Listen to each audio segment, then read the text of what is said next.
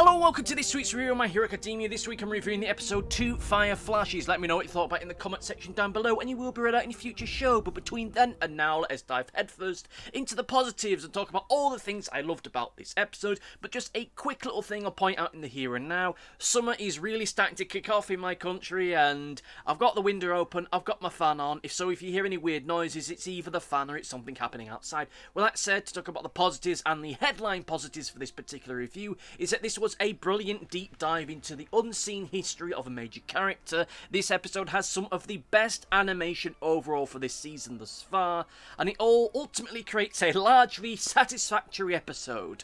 This is probably my favourite episode thus far of this season, so my last comment might seem a little bit odd, but I'll address that in the negatives when we get to that bit shortly. This is the grand final battle, or the final battle part 1, depending on how all this ends up washing out, between Shoto and his estranged and outright strange brother Dabi. A long teased battle, but an inevitability nonetheless. And I'm glad that with everything said and done, that this ultimately and largely sticks the landing for me. This is the culmination of years of planning, of scheming and preparing for the writer, the fans, and for Dabi as a character themselves. The weight of it all was perfectly reflected in the sheer, bloody, unquenchable rage of Dabi. A man who has long since made peace with the fact he's dying and actively seeks a glorious and vengeful end. We learn this week that he is dying and has been dying for quite some time now. The aid of AFO, All For One, and the Dr. War Crimes, as I call him, gave him a renewed body, but a body that was only supposed to last for a few months, but seems to have kept going for a good few years after the fact, and it's only by his own sheer will and determination to kill his family that he's been able to keep going. Something that I've kind of referenced here and there in prior videos and discussions that I've done on this channel. He is very much rage incarnate, revenge incarnate, the embodiment of the saying, he who seeks revenge should dig 2 graves, though for him it's a little bit more literal, seeing he's actively seeking his own death, rather than, the whole thing of that phrase meaning that, seeking revenge ultimately means the destruction of yourself in some way. Honestly, to kind of pivot away from the slightly darker stuff for a moment, I can't wait for all the YouTube videos of people asking, is Mr. Sunshine the true villain of My Hero Academia? Whilst there is a part of me that finds the fact that whilst we have all this dark backstory for a major pivotal character going on beyond us, some really traumatic and moving and horrible stuff, that this is all done whilst in the background there's a guy who has a face that looks like a character from an early cable TV series. The design is certainly something, and I think that in other contexts and other circumstances that would have been probably come down to a negative, that the design of the character was so disarming and was so oddly and weirdly humorous that it took something away from the action that was happening therein, but it didn't. The core of the scenes that they were in were still as dark and as meaningful as they were intended to be, and I have to say that I do like the fact that that Mr. Sunshine character is there, because he has this strange, twisted darkness to the reality that Dabi finds himself within that moment. It might not be intended to be a darkly humorous thing, but it feels it kind of is. Though, of course, I will admit that I probably wanted it to be a little bit darker, with the character being, very caring, very friendly, very nice, but in ways that ultimately feel rather ineffective. Like, oh, how are you feeling? How's everything okay with you? If anything's wrong, just talk.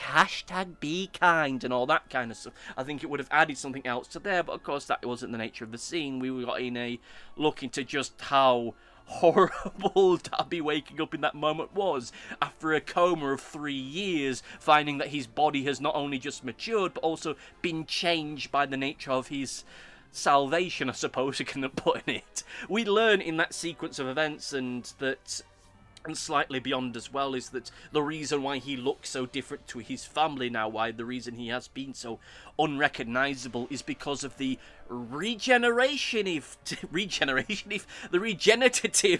tissue. I still can't say it either way. They've done crazy shit to him to make him heal up, and it's had a side effect that he doesn't look like he should, though I personally feel that was probably a creative choice on All For One's part, to help him with his plans to potentially use Dabi as a successor, because it's also in this episode that we learn that he was a potential future successor for All For One, that All For One has a variety of different potential successors. He ultimately settled on Tomura. Now, I don't know if this is supposed to be a direct nod to the second movie, as there was an aspect of that, or at least an element that was hinted that 9 might actually be that, but you know, I suppose you could interpret it that way, or at least you could speculate that the other League of Villains members that we know and we have met may also have been lined up as options as well. I will admit that I have been considering doing a what if on this matter. What if Dabi had been All For One's successor for a while now? I was actually thinking of doing it for after this season had concluded, so I suppose, well, now I have an excuse because I have a little bit more evidence to help me on that matter, but still, we learn a hell of a lot about this character and the nature of where they found themselves in the immediate aftermath of them setting themselves on fire. Like, I do wish that we got a little bit more and we went a little bit deeper into that, and we'll discuss that when we get into the negative later on, but I feel that this whole sequence of events, and this, without just talking about those specific moments, I think that this whole element of the episode which is focused on Dabi is, and I suppose the episode more broadly, is pitch perfect and paced near perfectly. It gets the tone and feeling of everything exactly right, without anything feeling out of place or undercooked or overdeveloped. It feels like the natural conclusion of this storyline. Whether or not it actually will be or not, we'll soon find out in the coming weeks and months, but if this is the conclusion of it, I think it's a perfectly fine way to do it, because it feels natural. It feels like the logical end point. I shouldn't say natural, because I can remember one of my tutors back at university wagging their finger at me when I said natural, but still, it feels like the logical end point for this particular story. Nothing feels rushed or expedited, as, to be honest, many of the series that I've been watching over the past few years that have come to a conclusion have felt pretty bloody expedited in their final season and final few episodes. I think it's only Better Call Saul that I've seen recently that actually had an ending that felt sufficient, that felt as though it was brought to a logical point, that felt as though this is the logical endpoint. There is nothing left on the table and nothing left unsaid, unlike, say, Ozark or the Mayans. You know, I'm going to just start naming programs, but still, we'll move on. There is a very dark uncertainty to most of what we end up seeing here. You know that Shoto will win in the end. I mean, let's be honest, despite that poll that I keep referencing from many years ago, you know at the end of the day the heroes are going to win. However, the thing that you don't know is how he'll get there and what will be left of him when he does. So even though deep down you know Shoto's going to win this, you don't know if he's going to make it out of here alive. Is there going to be some kind of heroic sacrifice? Is he going to get to the other side of this totally unharmed? You don't know. So when we see this big climactic battle between the pair of them, there's still a lot up in the air. You don't know how all of this is ultimately going to wash out, and that adds that extra layer of, well, we're into the final storyline now. Just how final is it going to be for certain characters? And like I say, I think that this episode does all of that perfectly well. Well, more than perfectly well. I'm not going to say it's perfect, but it is bloody good for what it is. Just the sheer unpleasant darkness that we get for most of the look that we get with Dabi is really brilliant. The stuff that we then get later with Shoto is better. It's actually interesting that I come to think about it, that the overall colour palette for most of what we see with Dabi stuff is dark. It's darker, more muted colours, with the exception of the stuff that we see in the, like, hospital daycare thing, whereas with Shoto the scene and colour composition is a lot more brighter and colourful, even though even in those moments you still get the sense of the horrible darkness that he himself has had to go through. This episode is this ultimate juxtaposition between these two characters. Both are traumatised by their fathers, both disfigured as a result of their powers, either directly or indirectly. However, one was so consumed by their hate that it burnt them out, and the other one came to terms with their hatred and their trauma, and it made them stronger. And this ultimately leads the two into this grand climactic battle, which, yes, it does have a little bit of the element of the anime bullshit behind it, but it still makes sense on a thematic sense. With Shoto, he ultimately comes to terms with who he is. It is the ultimate callback to that line of, it's not his power, it's yours. It's him coming to terms with who he is as a person and taking that pain, taking that trauma, taking everything that he feels uncomfortable with and making it into a power that he can then use in a literal superpower kind of sense of it. Whereas Dabi has just let this pain and this anger and this trauma eat away at him and rot away and burn away with him, to the point that the episode ultimately goes the way that it does to. For something that's a little bit more procedural, I think that the action and animation in this episode is fantastic. I won't dwell too long on it, because ultimately at the end of the day, there's only so many ways that you could say that the action was fucking amazing and the animation was brilliant. For people that are a little bit more in tune with animation and discussions of animations and critiques of it, we'll get better discussions there. But for me, I think that at the end of the day, it ultimately meets the requirement of an episode of this scale. This is potentially the grand final battle between Shoto and Dabi.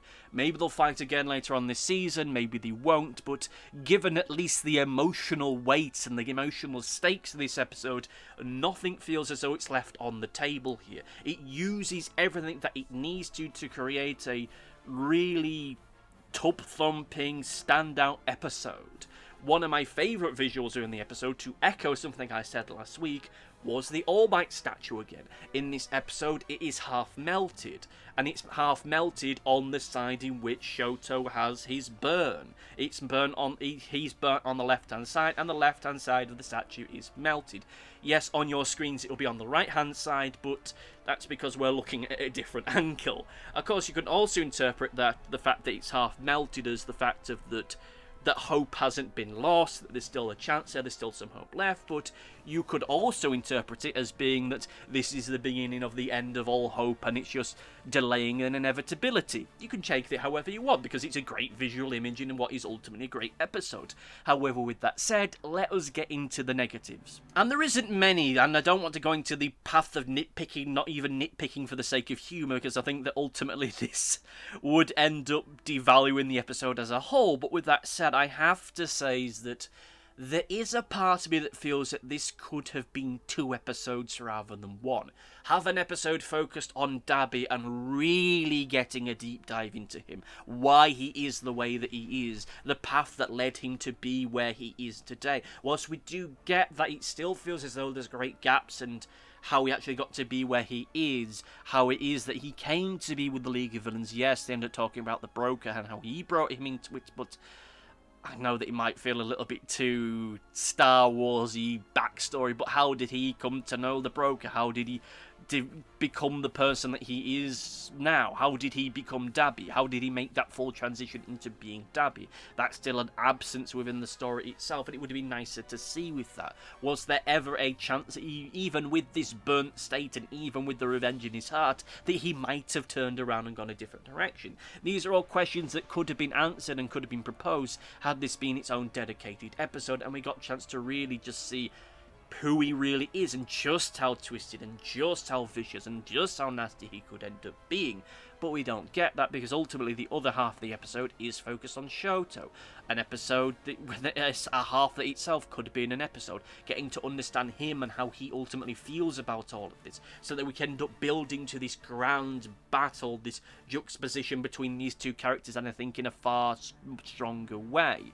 Because in this episode we see Dabi falling into a darker mindset, however we don't see Shoto rising. We see the clips, we see the flashbacks to the "it's not his power, it's yours" moment. We see moments where Shoto is reflecting upon his journey, but you don't see quite the full cloth of it. We don't see this full transition of how he went from being in a similar mindset as Dabi, being vengeful and bitter about his father, to the position where he's able to own that pain and that trauma and that PTSD for everything he's gone through. And I regret that it's the case, but it is not something that I feel ultimately kills the episode.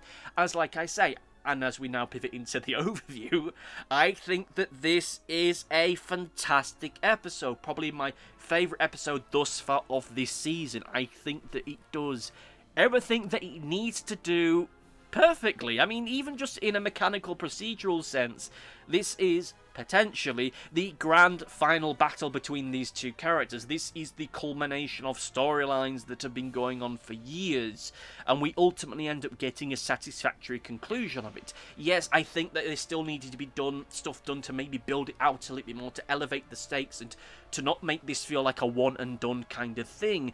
And maybe there will be more of these two characters later on in this season, or maybe into next season, I don't know. But in the here and now, it is satisfactory for what it is. Could have been better, but still not in a way which that's the thing that would have made it better. It's still a fantastic episode, and I'll be surprised if I get to the end of this season without feeling that this is probably within the top 5 or something with all of that. Something I haven't touched upon, and something I did make a quick note of in my notes, is that the whole thing with that Sunny's school thing, is that, like, potentially a home for potential All For One successors?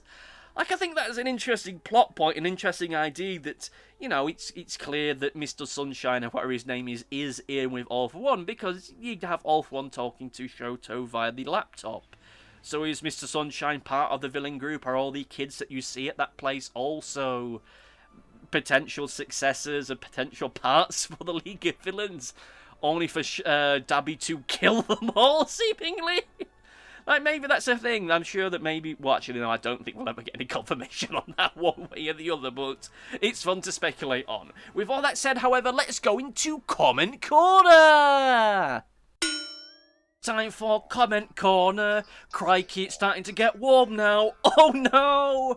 We now start with Comment Corner, and this week I have no notes, so God help us all. We start out with Sergeant Gunnery, who says, "Dude, almost 120 subs. Congrats! Thank you for your comments, of course. Onwards and upwards, and by all means, everyone like and subscribe to the channel.